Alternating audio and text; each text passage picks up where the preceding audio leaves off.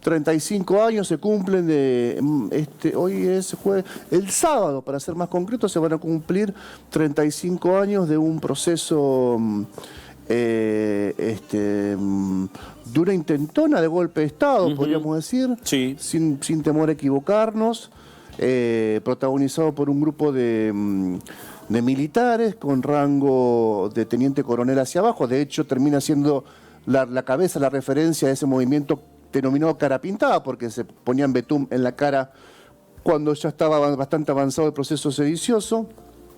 Aparece una figura muy relevante con apenas 44 años, llamado Aldo Rico. Mucha gente ya lo tiene por supuesto presente, sabe quién es. Aquellos que son muy jóvenes lo habrán visto alguna vez en televisión últimamente, hablando de Malvinas. 44 tenía Aldo Rico en ese momento, Aldo Rico en 1987, un militar que se había desempeñado en un comando del ejército en Malvinas con mucha valentía, que había puesto el pecho, que había estado en el enfrentamiento cuerpo a cuerpo, que había tenido una ascendencia sobre la tropa muy importante. Es decir, era un tipo con mucha ascendencia en el ejército. Si bien no era conocido en todo el ejército, no formaba parte de la casta de generales, era un coronel a quien ya después de 5 años de Malvinas había una referencia muy grande de lo que había hecho Rico en las islas. Rico estaba cumpliendo funciones en un regimiento en San Javier, pero es San Javier, provincia de Corrientes, no nuestro San Javier, en aquel 1987, en aquellas Pascuas del 87, y todo comienza con la negativa de un militar llamado Ernesto Barreiro, a quien le decían el Nabo, que había sido citado por la Justicia Federal para comparecer como imputado por una causa abierta vinculada a la represión ilegal en Córdoba, en el tercer cuerpo del ejército. En Córdoba la represión fue muy grande, muy grande, fue la peor, después de Buenos Aires fue la peor, la cordobesa. La santafesina también fue atroz, pero la cordobesa fue muy brutal. Con Menéndez, con el general Menéndez como referencia principal.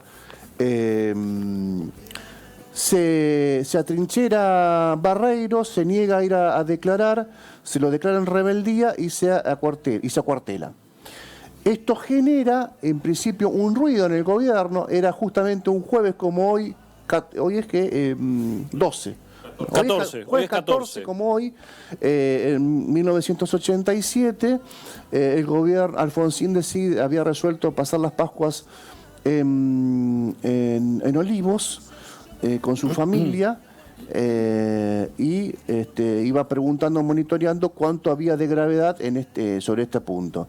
Le dicen que estaba bastante controlada la situación, que se le había dado de baja a Barreiro y que tenían información que iba a comparecer en la justicia. Esto no sucede. Barreiro se seguía atrincherado, acuartelado en Córdoba, no declara en la justicia y esa conducta genera un reguero de adhesión que no fue muy extendido en el ejército, porque esto es una rebelión del ejército. No fue muy extendido, apenas 400, son 400 personas con mucha ascendencia han adherido, algunos dicen 200, otros 400, a mí me parece que el número de 400 se acerca más a la realidad, por lo que pude leer, y no fui contemporáneo a la situación, pero era muy pequeño, claro. Pero lo que pude leer me da esa referencia, unas 400 militares con un rango hasta teniente coronel como techo, adhiriendo a esta situación. ¿Por qué? Porque la Argentina había sancionado ya una ley llamada de punto final.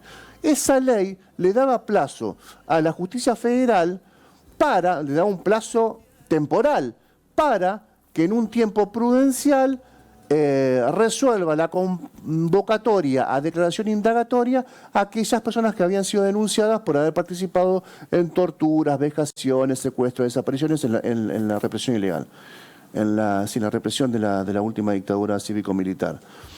Entonces, ¿qué hicieron muchos jueces? Muchas cámaras federales se apuraron en sacar los oficios para o detener o llamar a declaración indagatoria a los militares denunciados. Uno de ellos era el Nabo Barreiro, se lo convoca, se acuartela y genera toda esta situación que al principio parecía estar controlada y después se va de las manos. ¿Por qué?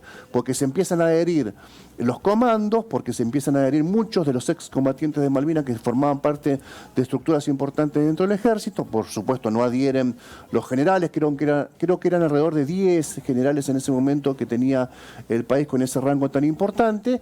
Y Aldo Rico se traslada de San Javier hacia Campo de Mayo, que está a pocos kilómetros de la capital federal, ¿no? Está un cuerpo de artillería muy importante, es bastante conocido. En Campo de Mayo hubo una represión muy importante del ejército contra principalmente militares de la ERP.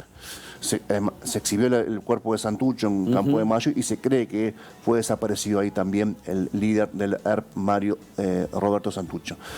La presencia de Rico genera un volumen más político que militar, ya en Campo de Mayo, y ahí todo se va de las manos.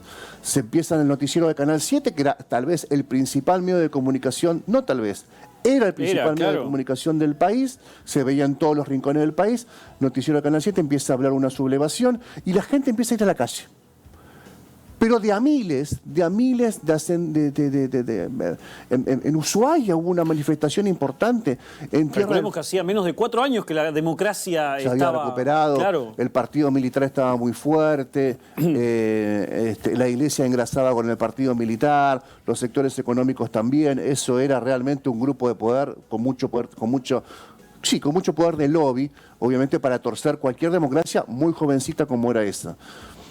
Aldo Rico empieza a ser el vocero del grupo y pide, esto lo sintetizo enormemente, pide reunirse con Alfonsín. Alfonsín, con gente convocada en Plaza de Mayo, pero estamos hablando de miles, se estima que 400.000 personas había en la Plaza de Mayo. Manifestándose a favor de la democracia y en contra del golpe. Pero ahí estaba Franja Morada con la Juventud Peronista, con el Partido Socialista, con los trotskistas, con los de la democracia cristiana, con los gremios, con el PI, con todo el mundo, todos juntos ahí, haciendo la vigilia de Pascuas, sin dormir en Plaza de Mayo, y había otro grupo de personas que se había trasladado a Campo de Mayo, que esa era la situación más peligrosa, porque el grupo de oficiales que estaba convocado en Plaza de Mayo, en Campo de Mayo, estaban todos armados hasta la coronilla, estaban todos dispuestos a, aparte decía Rico, a repartir balas. Hay muchos de ellos que están sin dormir hace 3 días y que han tomado algo.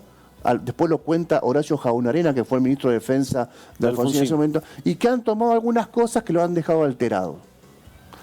Jaunarena contó que Rico le dijo a Alfonsín en una de las reuniones que tuvo en Campo de Mayo. Bueno, Alfonsín tenía la idea inicial. ¿Sabes cuál fue la idea inicial de Alfonsín? Decirle a la gente de Plaza de Mayo de marchar caminando a Campo de Mayo a pedirle la rendición incondicional a Aldo Rico. Claro, el edecán y los principales asesores de Alfonsín le dijeron, eso es suicida. Eso no se puede. Si vos haces eso, además de todo el desgaste de ir caminando a Campo de Mayo, es como irse a Luján, el desgaste físico es el problema de que estos 4 o 5 enfermos, para mí la palabra enfermo, después tenés cierta sensibilidad porque muchos de ellos estuvieron en Malvinas y qué sé yo, pero de 4 enajenados o alienados o tipos muy, muy mesiánicos, uno que te dispare, uno que arranque disparando, no sabés cómo termina eso. Alfonsín da marcha atrás, dice voy a ir solo a Campo de Mayo, va a Campo de Mayo. Estas fotos son terribles, ¿no? Sí. Hay muchas fotos buenísimas. Esa cara de Rico es increíble. Alfonsín, bueno, a todo esto Alfonsín convoca a los partidos políticos. Fíjate, está Cafiero, está Víctor Martínez, que era el vicepresidente de Alfonsín, está Vicente Sadi, acompañando, que era el progresismo peronista en ese momento. Está también José Luis Manzano, estaba también Luder estuvo en ese balcón. Ese balcón que peligró en caerse, porque en un momento el arquitecto de la casa de Rosada le dice al edecán de Alfonsín, a uno de sus edecanes, le dice, ese balcón pueden ocuparlo hasta 21 personas. Si suman más personas se derrumba. Imagínate en un conflicto político, social, militar, que además se derrumbe el balcón del presidente. Esto es un detalle anecdótico, ¿no? Pero el edecán estaba parado en la puerta del balcón contando las personas que estaban del balcón hacia afuera para evitar justamente que se derrumbe. Todo era una situación de sensibilidad de absoluta sensibilidad en todo, extrema. en todo. Bueno, Alfonsín va a Campo de Mayo, se entrevista con Aldo Rico, le pide la rendición incondicional, hay una negociación que nunca nos enteraremos cuál fue realmente y en qué términos. Alfonsín da marcha atrás respecto a la cuestión penal de no castigarlo como sediciosos y hablar de un motín dentro de una unidad militar. El sedicioso es el que pone en riesgo a la democracia. A mi criterio, acá se puso en riesgo la democracia. Además, Sí, Aldo claramente. Rico pretendía colocar a un jefe del ejército, pretendía además un presupuesto especial para las Fuerzas Armadas, y además pretendía lo indispensable. Y fíjense hasta dónde fue importante este movimiento Cara Pintada. Suspender y derogar las leyes que según ellos eran leyes que perseguían a aquellos militares que se habían desempeñado en la lucha contra la subversión, ¿no? La famosa LCS, ¿no? Que aparecían como una sigla en los partes militares, lucha contra la subversión. O sea, estamos viendo cómo nuestros camaradas terminan presos por algo que venía de arriba, una orden impartida por la jerarquía y que nosotros solamente cumplíamos. Esa expresión, nosotros cumplíamos órdenes, no fue inocente. No. Esa expresión después se transforma en algo, una extorsión al Congreso. El Congreso termina sancionando tiempo después una ley llamada de obediencia debida. ¿Qué decía el texto de esa ley? Que los militares que habían cumplido órdenes de los superiores y al no poder negarse a cumplir esas órdenes estaban blindados respecto a la persecución penal de aquellos jueces que investigaban las atrocidades y las violaciones a los derechos humanos porque justamente cumplían órdenes.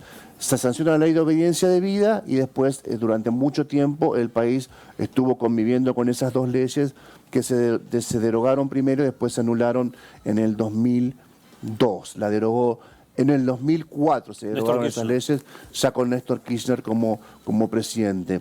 Dos o tres cosas muy importantes, movilizaciones en todo el país, espontáneas. La réplica se daba en todo el país también, exacto. Acá la movilización fue de boca en boca, de miles de personas. Acá no había Twitter, no había redes sociales. El mundo no tenía internet. No había internet. La televisión era el medio de comunicación más fuerte en ese momento. En Ushuaia, hay imágenes de una movilización en Ushuaia que es terrible. La movilización en Campo de Mayo es enorme. Ya se había ido de las manos de la dirigencia política. La dirigencia política decía, no vengan más a Campo de Mayo, y la gente seguía yendo a Campo de Mayo a pedir la rendición de los sublevados, de Aldo Rico y compañía.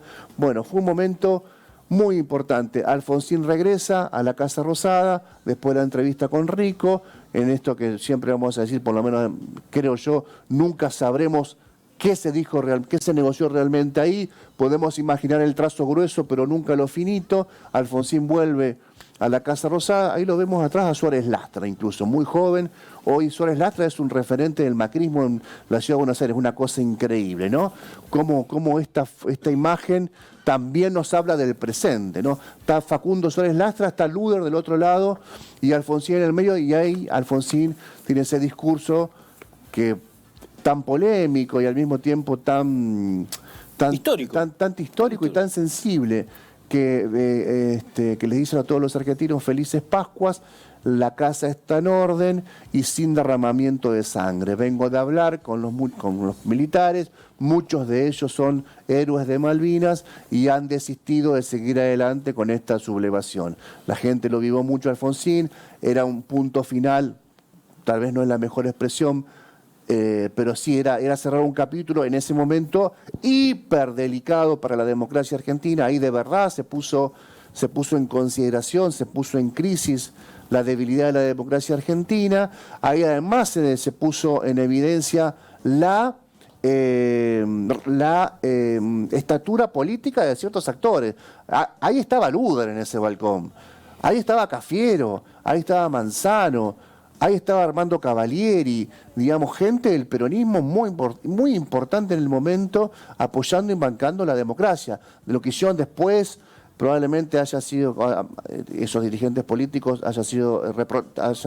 puede tener algún reproche, pero estaban ahí, en ese momento estaban ahí, bancando el mostrador, como solemos decir. Bueno, un momento que han pasado 35 años de este hecho, que probablemente fue la movilización social espontánea más importante desde la recuperación de la democracia. Y fue el primer, como vos decís, el primer hecho que generó peligro para la democracia que afortunadamente después supimos mantener.